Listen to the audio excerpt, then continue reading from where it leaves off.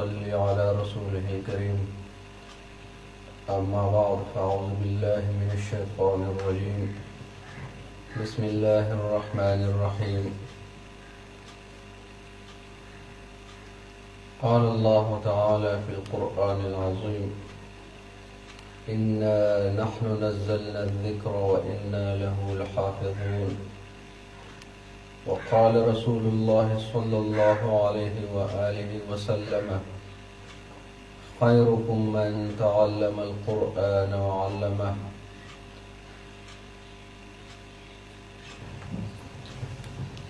عزیزان گرامی، یہ درس ہم ان چھوٹے چھوٹے بچوں کے لیے ریکارڈ کر رہے ہیں جو ابھی قاعدہ میں پڑھتے ہیں یا وہ قاعدے میں پڑھیں گے. تو اب یہ جو ہمارے ہاتھوں میں قاعدہ ہے، تو یہ قاعدہ آئین الہدا ہے، جس کی ابھی ہم انشاءاللہ العزیز پہلا درس لیں گے، اور اس میں ہم اساتذہ کرام کو چند ٹپس، طریقے، میتھڈز، یہ سارا کچھ سکھائیں گے انشاءاللہ العزیز، کہ اساتذہ جو بھی قاعدہ ہو، نورانی قاعدہ ہو، بغدادی قاعدہ ہو، یسرنا القرآن ہو، یا جو بھی قاعدہ ہو، تو انشاءاللہ العزیز ہمارے اس طریقے سے اگر وہ پڑھائیں گے تو انشاءاللہ العزیز ان کو بھی فائدہ ہوگا، اور جو بچے پڑھیں گے ان کو بھی فائدہ ہوگا. تو سب سے پہلے ہم شروع کرتے ہیں قاعدہ آئین الہدا. اس کی سب سے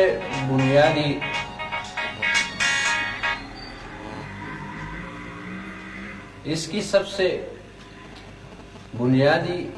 جو چیزیں ہیں وہ یہ ہے کہ پڑھائی کے اوپر اور طالب علموں کے اوپر کنسنٹریٹ کرنا، یعنی توجہ دینا، توجہ مرکوز رکھنا. اور بچے کس طریقے سے پڑھیں گے تو بچوں کی نفسیات کو سمجھ لینا. جب کسی بھی استاد کو یہ تمام چیزیں آئیں گی کہ وہ بچوں کے نفسیات کو سمجھتا ہو اور بچوں کے نفسیات کے ساتھ ساتھ وہ چلتا ہو، تو کتنا ہی اسباق ہوں گے یا کتنے ہی ایسے قاعدے ہیں کہ وہ بچوں کے نفسیات کے ذریعے سے وہ اساتذہ اچھے طریقے سے پڑھا سکیں گے. تو سب سے پہلے تو آپ سب اساتذہ کرام کو چاہیے کہ وہ بچوں کے نفسیات کو سمجھیں، کہ بچہ جو مسجد میں آتا ہے یا بچہ جو ہمارے پاس کلاس میں آیا ہے یا مدرسے میں آیا ہے، تو ہم سے چاہتا کیا ہے، اس کو کس چیز کی ضرورت ہوتی ہے، تو ہم نے اس کو کیا چیز دینی ہے، اور ہم نے اس کو کیسے لے کر چلنا ہے، اس کو کیسے پڑھانا ہے، اس کو کیسے ڈیل کرنا ہے. تو یہ تمام چیزیں اگر آپ کو معلوم ہوں گی تو انشاءاللہ العزیز کوئی بات نہیں، کوئی مشکل نہیں کہ آپ اچھا نہ پڑھا سکے، بلکہ آپ بچے کا وقت بھی قیمتی کر سکیں گے اور ان کی پڑھائی بھی بھرپور طریقے سے ہوگی. تو یہ چند باتیں ہیں جو ابتدائی طور پر ہم بچوں سے منواتے ہیں، اور بچوں کو ہم یہ ضروری ہدایت دیتے ہیں کہ جو بھی سبق پڑھنا ہے تو وہ سبق 3 اصول ہیں ہر ایک سبق کے، حفظ کے بھی، ناظرہ کے بھی، اور قاعدہ پڑھانے کے بھی اور پڑھنے کے بھی. اور وہ 3 اصول یہ ہیں کہ استاد کو چاہیے کہ جب بچے زیادہ ہوں، بعض ہمارے پاکستان کے اندر جو مساجد ہیں، جو مدارس ہیں، تو اس میں بہت سارے بچے ہوتے ہیں ایک استاد کے پاس، یہاں تک کہ 60-70 تک بچے بھی میں نے دیکھے ہیں کہ ایک استاد ان کو پڑھا رہا ہوتا ہے. ایک بات یہ ہوتی ہے. دوسری بات یہ ہوتی ہے کہ ان بچوں میں قاعدہ والے بھی پڑھتے ہیں، ناظرہ والے بھی پڑھتے ہیں اور حفظ والے بھی پڑھتے ہیں، اور استاد ایک ہوتا ہے، تو یہ ایسی رکاوٹیں ہیں کہ جس کے ذریعے سے بچہ آگے نہیں چل سکتا، اور اگر چلتا بھی ہے تو اس کے ہجے، اس کی روانگی، اس کا تلفظ وہ ٹھیک نہیں ہوتا، مخارج صحیح ادا نہیں کر سکتا۔ تو یہ بنیادی چیزیں ہیں کہ اس کے اوپر اساتذہ کرام کو توجہ دینی چاہیے۔ حفظ کی کلاس الگ ہو، اس کے لیے استاد بھی الگ ہو، ناظرے کی کلاس الگ ہو، اس کا استاد بھی الگ ہو، ان کے لیے استاد بھی الگ ہو، اور اس طریقے سے قاعدہ جو پڑھانے والے ہیں تو قاعدہ کی کلاس الگ ہو اور اس کے لیے استاد بھی الگ ہونا چاہیے۔ اب دوسری بات یہ ہے کہ جو اساتذہ بچوں کو پڑھائیں گے تو کتنے ایک کلاس کے اندر ہونا چاہیے۔ اگر آپ کے پاس تھوڑا ٹائم ہے، جیسے کہ ہمارے بعض علاقوں کے اندر عصر سے لے کر مغرب تک کا ٹائم ہوتا ہے، اور بعض حضرات جو ہے مغرب سے لے کر عشاء تک کا ٹائم رکھ دیتے ہیں، اور بعض حضرات تو عصر سے تھوڑا سا پہلے عصر تک کا ٹائم رکھ لیتے ہیں۔ تو ایک مختصر دورانیہ ہے، اور اس مختصر دورانیے کے اندر اگر ایک استاد کے پاس لڑکے بہت زیادہ ہوں، بچے بہت زیادہ ہوں، تو وہ صحیح طریقے سے نہیں پڑھا سکتا، اور بچوں تک وہ پہنچ بھی نہیں سکتا، اور ان کی صحیح نگرانی بھی نہیں ہو سکتی۔ تو اس طریقے سے ان کا ٹائم ضائع ہونے کا شدید خطرہ ہوتا ہے۔ تو یہ کلاس کے اندر کم از کم ایک استاد کے پاس 15 سے لے کر 20 تک طالب علم ہونے چاہیے، کہ استاد ایک ہو اور اس استاد کے ساتھ جو بچے پڑھتے ہوں، تو ایک کلاس اس کے اندر بچوں کی تعداد 15 سے لے کر 20 تک ہونی چاہیے، خواہ وہ حفظ کے ہیں، خواہ وہ ناظرے کے ہیں اور قاعدے کے ہیں۔ تو قاعدہ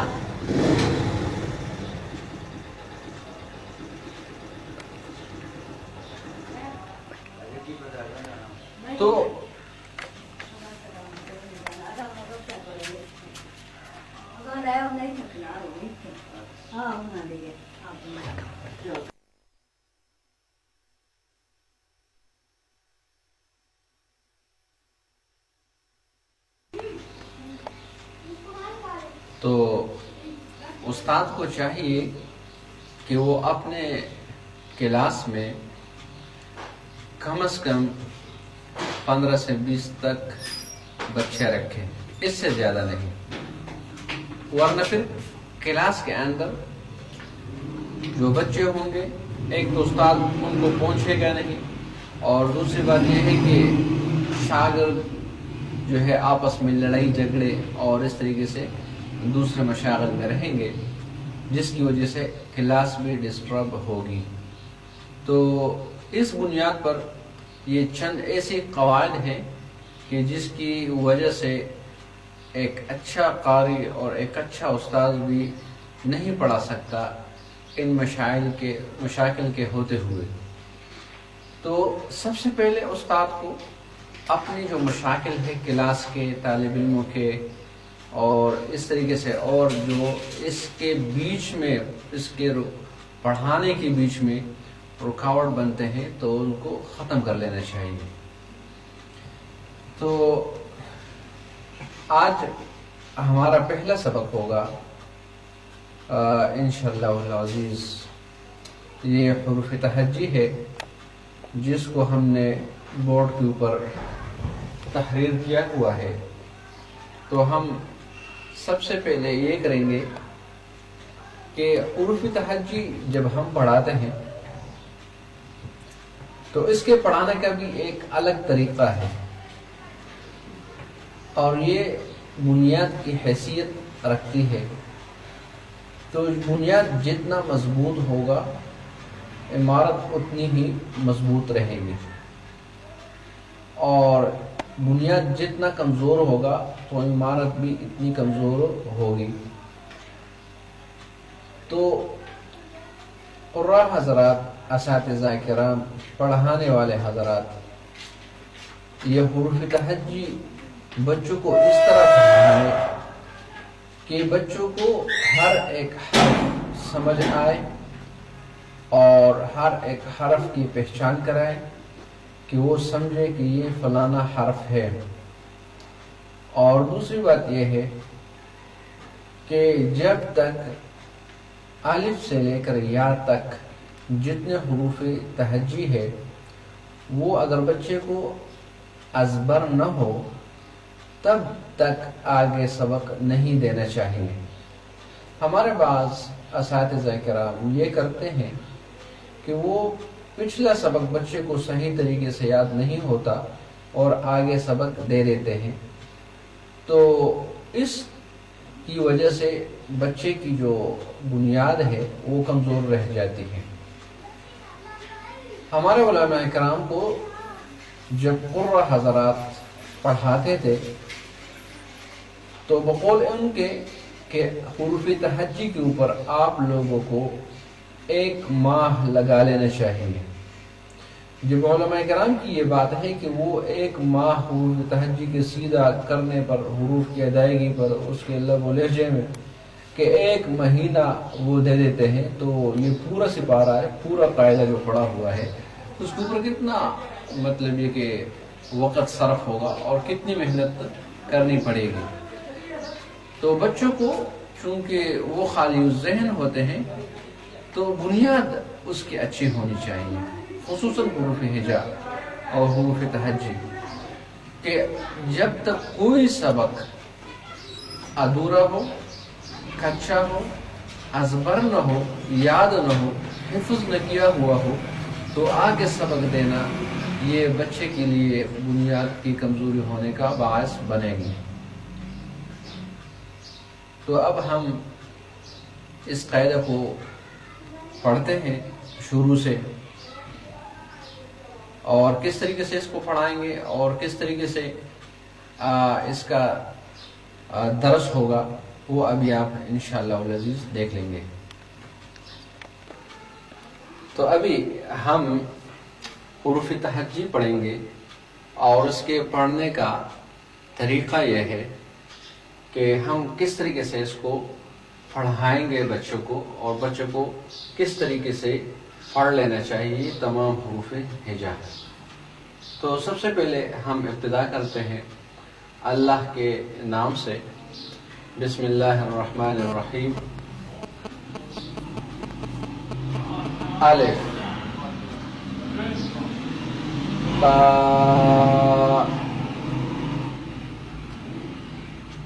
با،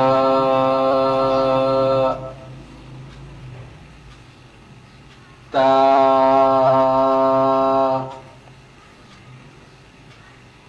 ثا،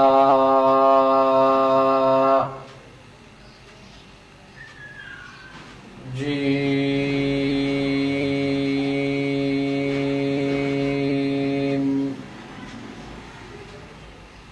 حا، خا، دال،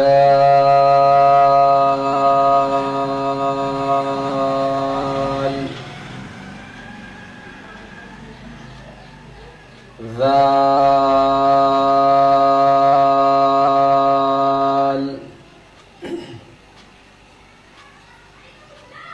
را، زا، سین،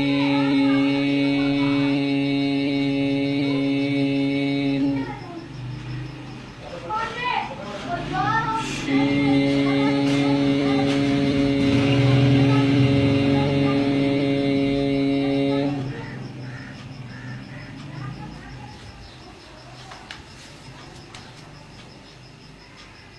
صاد، ضاد،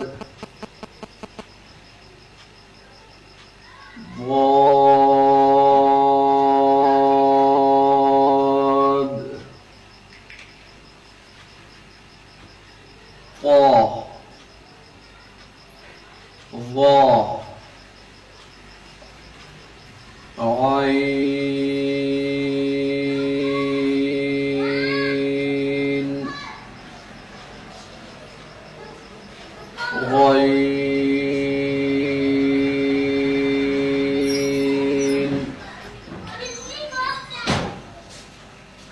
فا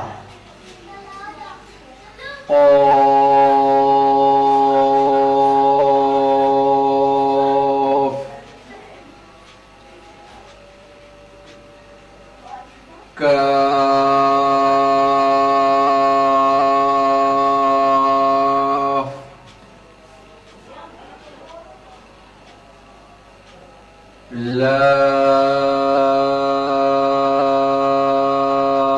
لام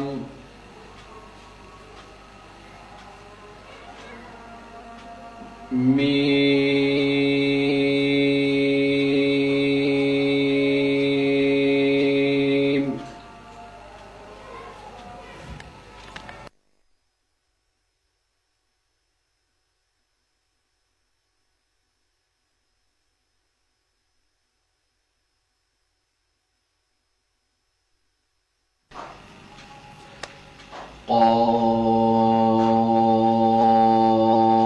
قاف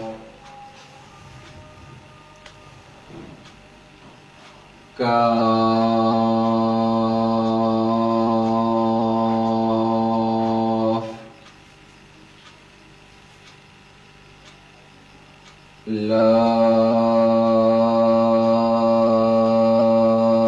لام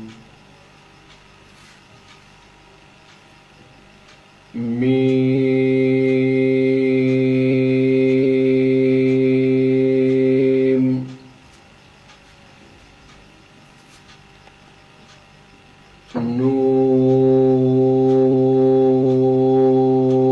نون